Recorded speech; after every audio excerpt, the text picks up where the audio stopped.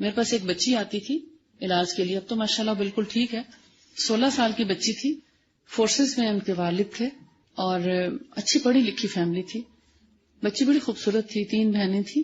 جیسے وہ bath room جاتی تھی تو چیخے مار کے باہر نکلتی تھی.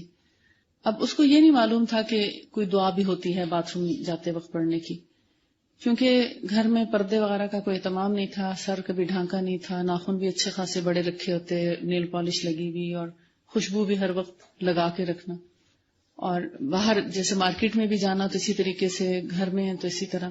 شام کو نکل گئے، صبح کو نکل گئے، مکروہ اوقات بھی تو ہے نا بازار جانے کے، تو شام کے وقت خاص طور پر اگر بغیر اوڑھے خوشبو لگا کے بال ننگے ناخن لمبے، تو اس طریقے سے جب باہر نکلتی ہیں خواتین تو اس میں ان جنوں کے اثرات کا بہت زیادہ خطرہ ہوتا ہے.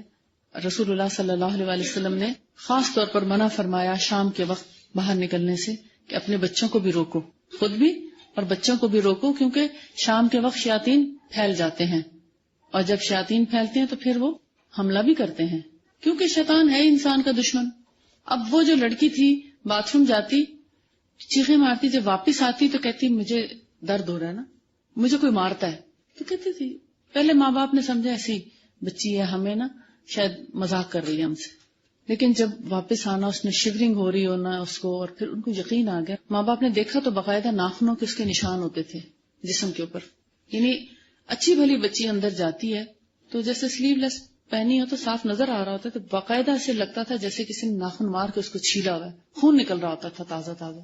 تو پھر ان کو یقین آیا، پھر اس کے پیرنٹس آئے میرے پاس، انہوں نے پوچھا کہ بھی آپ کوئی ہمیں بتائیں کہ ہم کیا کریں، روحانی علاج کریں تو کون سا کریں، کس کے پاس جائیں یا کیا پڑھیں. کہنے لگے ہم پہلے سمجھے اس کو کوئی سائیکولوجیکل پرابلم ہو گیا باتھ روم سے، شاید کوئی فوبیا ہو گیا، لیکن جب ہم نے اس کا خون نکلتے دیکھا ہے تو اب ہمیں یقین ہو گیا کہ ضرور کوئی بات ہے. اور اس کا والد کہنے لگا میں تو آج تک جنوں کو کچھ سمجھتا بھی نہیں تھا کہ جن بھی کوئی چیز ہے یا ان کا اتنا عمل دخل ہو سکتا ہے انسانی زندگی میں. پھر میں نے ان کو دعائیں بتائیں، یہ معوذتین اور آیت الکرسی، اور اس کو باتھ روم جانے کی دعا بتائی، اللہم انی اعوذ بک من الخبث والخبائث. جب وہ دعا پڑھ کے جانا شروع ہوئی، صبح شام اس نے اپنے اوپر دم کرنا شروع کیا، تو اب باتھ روم وہ آرام سے جانے لگی. پھر ہومیوپیتھک میں کچھ ایسی میڈیسنز ہیں جو خوف کے لیے ہوتی ہیں، انسان کا خوف دور کر دیتی ہیں، چاہے وہ اسٹیج پہ جا کر بولنے کا خوف ہو، چاہے وہ گیدرنگ میں جانے کا خوف ہو، چاہے ایگزام فیئر ہو.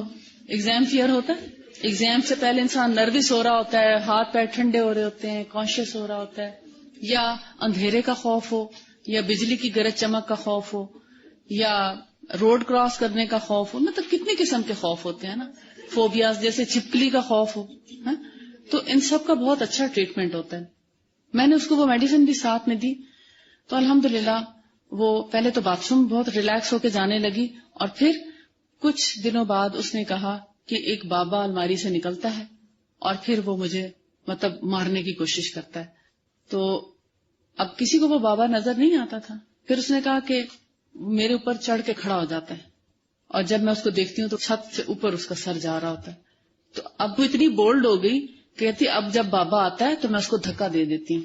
جسٹ میں 16 سال کی بچی، یعنی اس کے ذہن سے بالکل جنوں کا اثر جب ختم ہو گیا، خوف، تو اس نے ایک طرح سے سٹینڈ لیا، ساتھ دعائیں پڑھی، ساتھ علاج کیا، اپنے اوپر دم کیا، اور خوف جب اس کا دور ہوا تو اس نے دیکھا کہ یہ تو ڈرتی بھی نہیں ہے مجھ سے، بے فائدہ ہے، تو وہ اس گھر سے چلا گیا.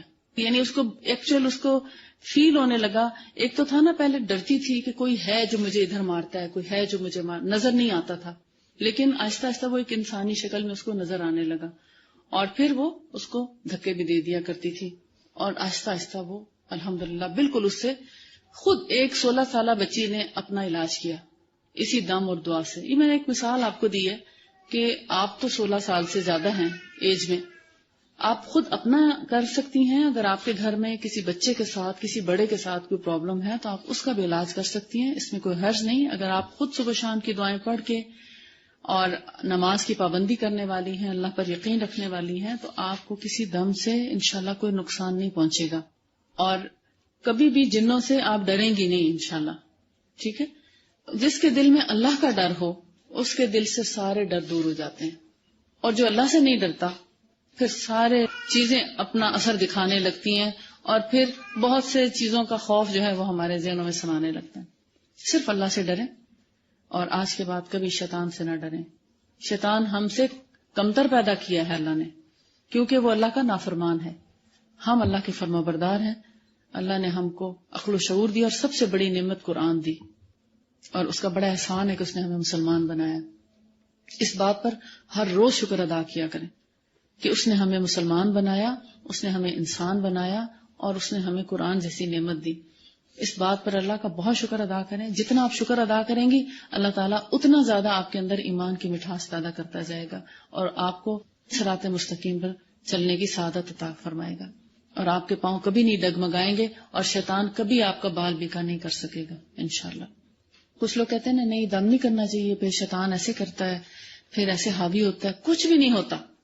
جو اللہ سے ڈرنے والا ہے، اللہ سے مدد مانگنے والا ہے، شیطان اس کا کچھ بھی نہیں کر سکتا.